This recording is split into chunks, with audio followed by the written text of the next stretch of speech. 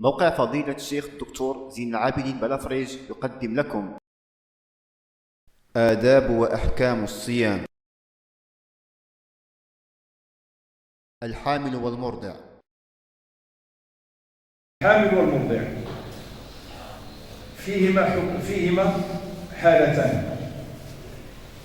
الحامل والمرضع إذا خافتا على ولديهما فإنهما تقضيا مع كفارة، وإذا لم تخافا على ولديهما يكفيهما القضاء تقضيا.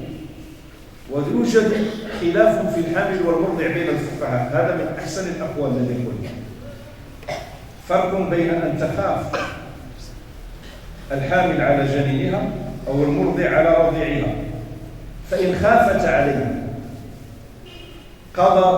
تقضي الصوم مع كفارة. الكفارة هي نصف صاع، ونصف الصاع هي كيلو وربع من القمح أو الشعير أو التمر أو الأرز، كاع الطعام.